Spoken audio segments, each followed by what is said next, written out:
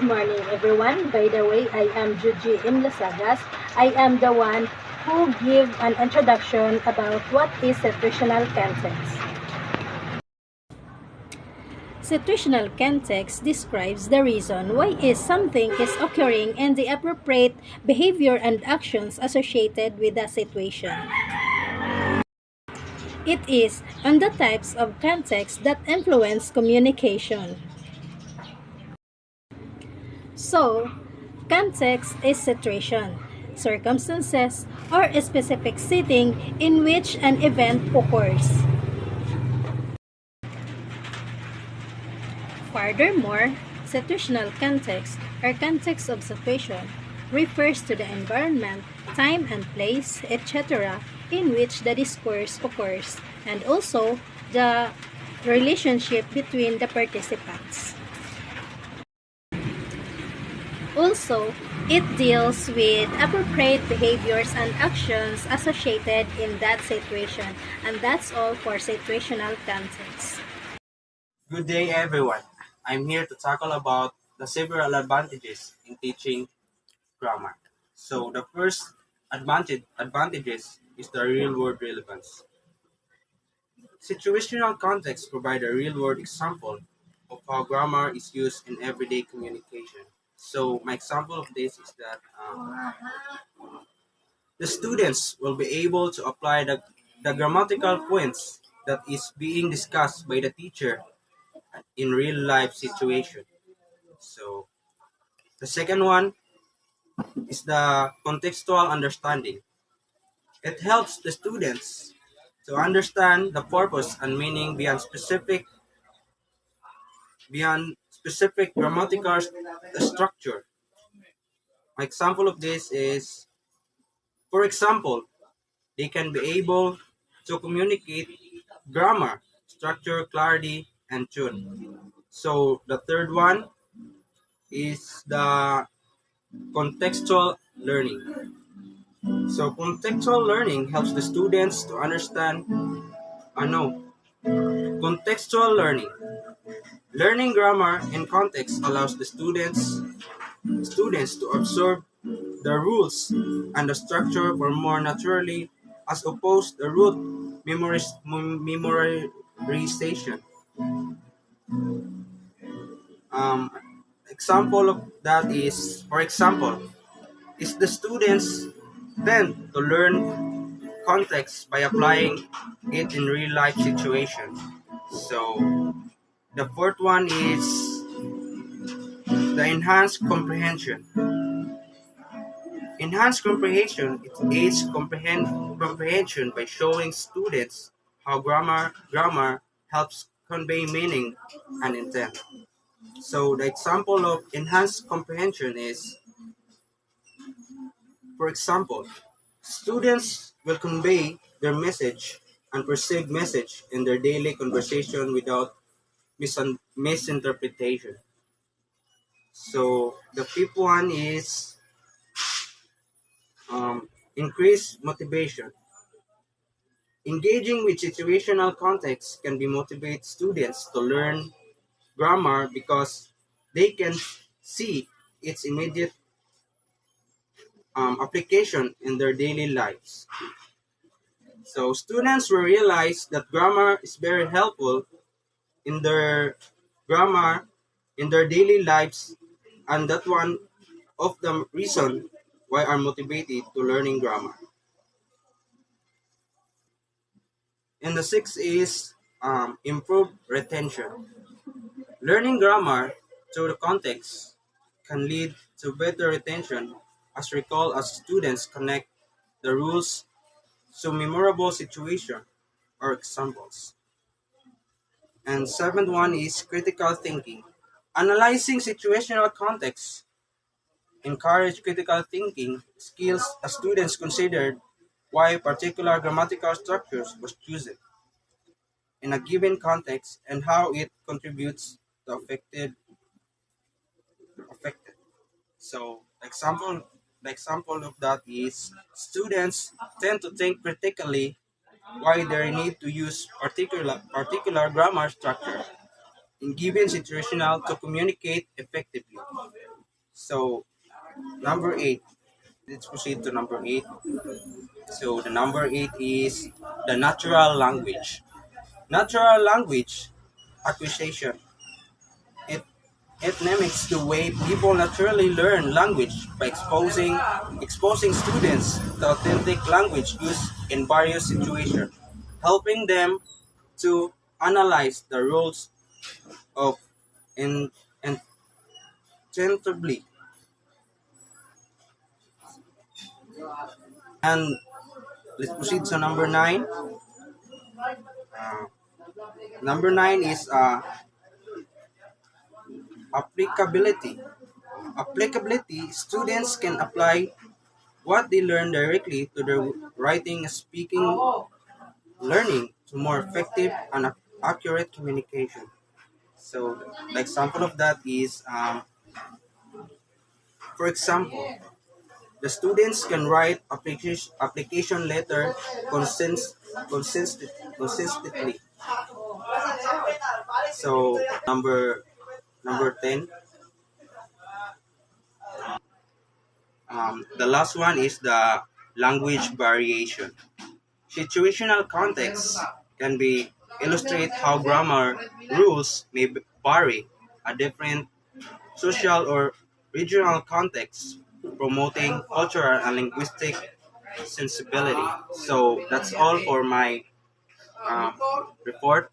Um, those are the main advantages in situational context. Thank you. A pleasant day to everyone. My name is April Tracy Tanyola, and I am here to talk or to discuss about the disadvantages of situational context. Context disadvantages are the potential drawbacks of using situational context to understand and respond to students' needs or questions. So here are some disadvantages of situational context. It can be ambiguous or incomplete. It can be biased. It can be limited. It can be inaccurate. It can be difficult to assess. And it can be time consuming to develop and maintain. Situational context can be ambiguous or incomplete, which can lead us to misunderstanding. For example, if a student asks a questions about historical events but only provides a brief descriptions of that events, the teacher may not be able to understand the student's questions fully. Another disadvantages of situational context is that it can be biased. Our own experiences and biases can influence how we interpret situational context, which can lead us to make inaccurate assumptions about students. For example, if a teacher has had a bad experience with students from a particular background, they may be more likely to interpret situational context in a way that is negative towards those students. Situational context can be limited. Teachers may not have enough information about a student's situation to fully understand their needs. For example, a student may be struggling with a particular concept, but their teacher may not be aware of this because the student has not asked for help. Situational context can be inaccurate. Teachers may make assumptions about students based on their limited situational context, which may be inaccurate. For example, a teacher may assume that a student is uninterested in a topic because they are not participating in a class, when in fact, the student is simply struggling to understand the material. Situational context can be difficult to assess. Teachers may have difficulty determining how much situational context a student has or how well they are able to use the context to understand and respond to informations. This can make it difficult to differentiate instructions and provide students with the supports they need. Situational context can be time-consuming to maintain and develop. Teachers need to be familiar with the situational context of their students in order to use it effectively. This can require a significant investment of time and effort. To mitigate these disadvantages, teachers should be aware to the limitation of situational context, and they should also be open to hearing different perspectives from students and be willing to admit when they are wrong. That's all. Thank you. Good day everyone, I am Kinan Chenernai. So for today, I am going to discuss the steps on how to conduct situational context in teaching grammar. So the first step is select a grammar point. So choose a specific grammar point or concept you want to teach the students and ensure that it's appropriate for the level and needs of your students. The second is identify relevant situations. So think about various real-life situations or contexts where this grammar point is commonly used. Consider examples from everyday communication such as conversations, written text, or scenarios. And the third step is create authentic materials. So in creating authentic materials, you have to develop or gather authentic materials that represent the selected situations. And these materials can include dialogues, text, audio recordings, videos, or images. And as implementing this step, make sure that the materials are appropriate for students for your students' age and language proficiency level. The fourth is introduce the context.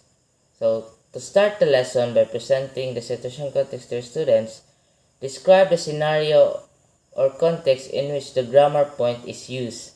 This can involve setting the stage, providing background information, or discussing the purpose of the communication.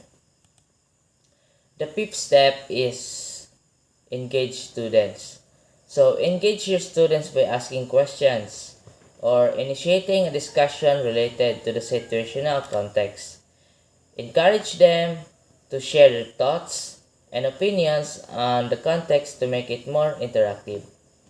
And the sixth step is present the grammar point. So after introducing the context, explain the specific rule or structure that is relevant to the situation. Provide clear explanations, examples, and any necessary rules or guidelines.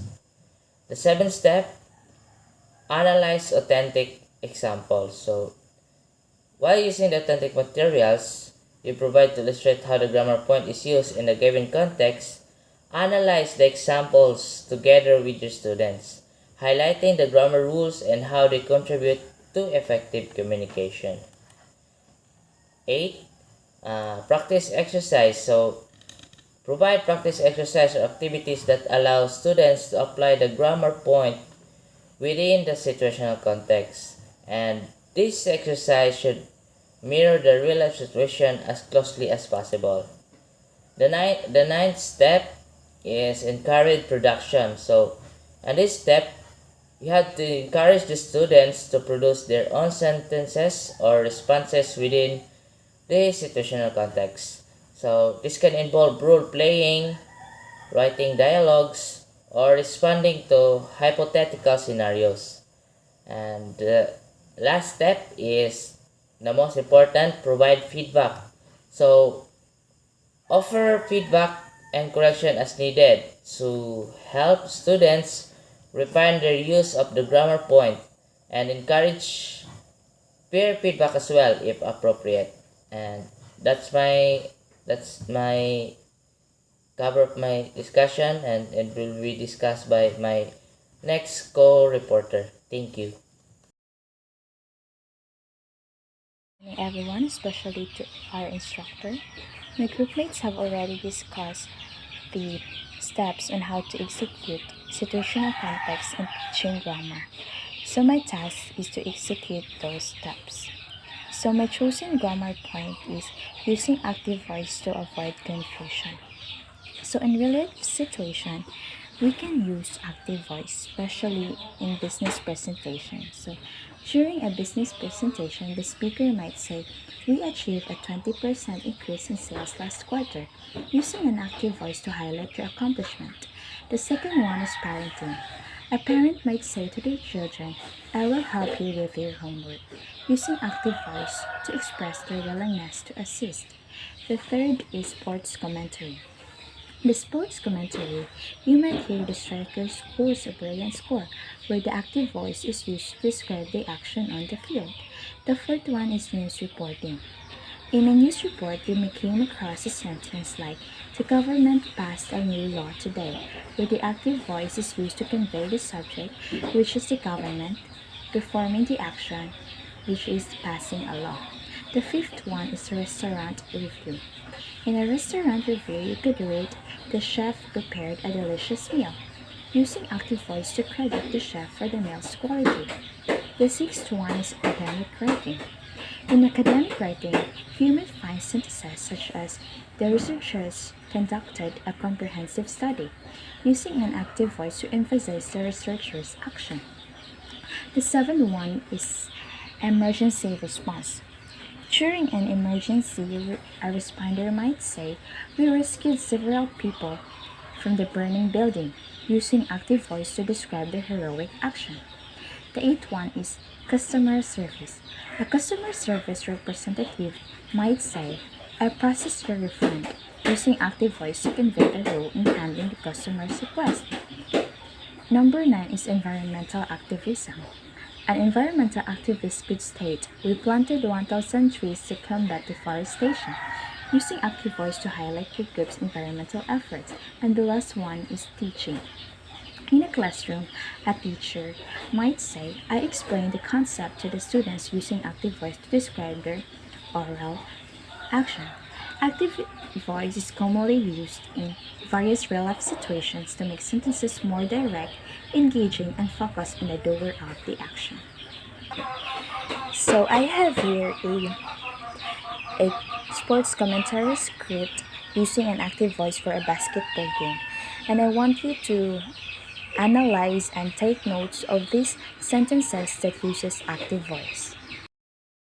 Here are the steps in writing active voice. So the first one is identify the subject. Determine who or what is performing the action in the sentence. The second one is place the subject at the beginning. Start the sentence with the subject followed by the verb. The third one is use strong verbs. Choose action verbs that clearly convey the action being performed. So the fourth one is keep it concise. Be direct and avoid unnecessary words or passive constructions. The fifth one is avoid nominalizations. Instead of turning verbs into nouns, example is the investigation of the crime versus investigating the crime. Use the verb form. So the sixth one is, or the last one is focus on clarity. Active voice often leads to clearer, more straightforward sentences as I have said before that active voice is a straightforward and a clear, concise sentence. So example is the passive is the book was read by the students. So we can turn it into active voice by simply place the subject at the beginning and use strong verbs. So the students read the book. That is the active voice of the sentence. So as I have discussed earlier, we have analyzed a commentary text or commentary script of a basketball game, and now we are going to analyze again those texts by referring to the rules that I have given. So the first sentence that I have take note from the script is Davis slams down a thunderous dunk. So as the rule is we should identify the subject, which is the doer of the action. So the doer of the action in this sentence is Davis. So Davis is placed in the first place, which is followed by a strong verb, which is slams down. So it is clear, it is concise and clear. It is a straightforward sentence. So the second sentence is the players are dribbling, passing, and shooting with precision. So the subject is players, which is the doer of the action, followed by a strong verb, which are dribbling, passing, and shooting with precision, showcasing their skills tonight. So, as we have observed, those sentences are active voices because it conveys a straightforward and concise message. And so, as your activity for today, I want you to create a I want you to create an application letter using an active voice.